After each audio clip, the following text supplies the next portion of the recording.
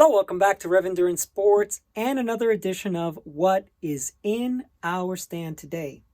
It's going to be the workbench, but that's the name of the series.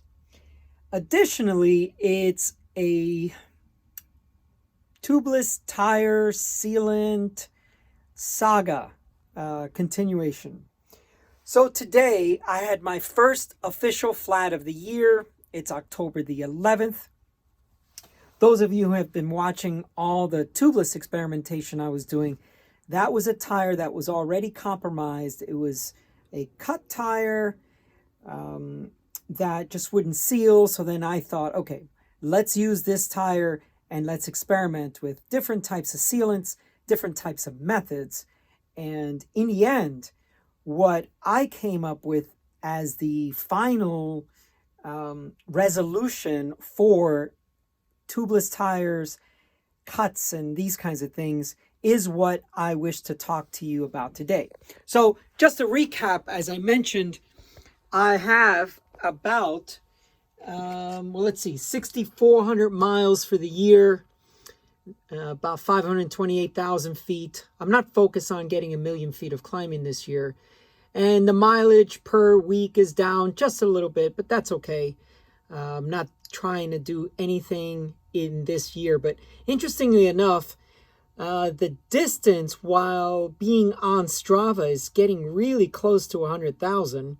So I'll clip over that next year for sure. And 9,215,000 feet of gain since I've been on Strava. I think I've been on Strava since, it's been about 9 to 10 years. So I average about 10,000 miles a year, some years more, some years less, and about 1,000,000 feet of climbing, some years more, some years less. This year is going to be a lot less. Anyway, the point of this is that I often hear people talk about, oh, I haven't had a flat in 3 years. And yet when you look at their mileage, it's only like 2,000 or 3,000 miles a year. And I'm thinking, well, I'd rather you quantify by mileage or rides or hours or something other than saying, oh, I haven't had a flat in 3 years, because, some people just don't ride that much. Anyway, so let's talk about this though. This is the inside of the tire that was a tubeless tire, but the sealant dried up. So it didn't actually seal because it was already dry. And this is the Silca Sealant, and the Silca Sealant has these little carbon fiber bits in it. And I'm trying to show you, this was all inside the tire and it was completely dried up. And, that's kind of, I guess you could say that would be my fault for not keeping the sealant fresh. This was on a set of RC4 head black wheels, which are these wheels here. And these wheels are typically sitting on my race bike. And I love this textured brake track. This will put carbon wheels to shame on the rim brake side. And I just think riding carbon rim brake wheels is stupid. In the dry, kind of okay. In the wet, they're absolutely dangerous. So I ride alloy wheels. They're much more durable and the brake track is much better. Anyway, so that wheel set was sitting on my race bike and the sealant dried. Well, today I got a flat. And in this circle here is the cut. So you can see that right there. Put a tube in, got home. Then I peeled all this stuff out because it was dry. And then I used this patch kit. And this is really what I recommend that you do. I mean, the plug, sure, if you're on the road or in the dirt, plug it up, get home. But all these other hacks of, shoe goo, and I did a series of like 8 or 9 videos. All of that sucked. This was really the only thing that worked. And so I patched it up from the inside. There it is, patched up.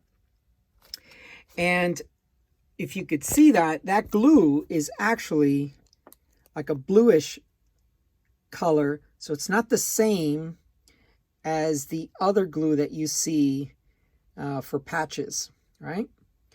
So that's having a tough time focusing, but you get the idea. Well, so now what we're going to do is we're going to put, so you can see the tire's nice and clean. I'm going to put some new sealant. Well, put the tire on, put new sealant in, and then we should be good to go. But I wanted to share with you the fact that all the other hacks just didn't work.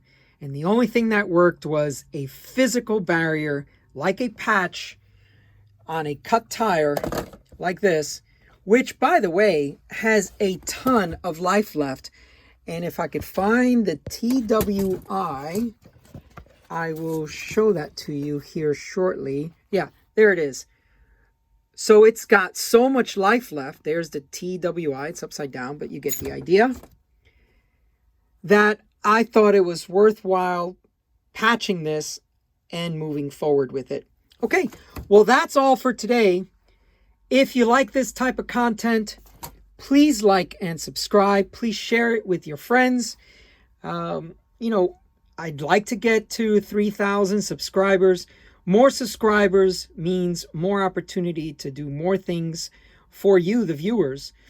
And, the more we share, the more we like, the more we comment, the more we do stuff like that, the YouTube algorithm knows, hey, there's relevant and good content that needs to be shared and recommended throughout the rest of the YouTube channels. Okay, anyway, thank you so much for tuning in. I appreciate your time and your attention.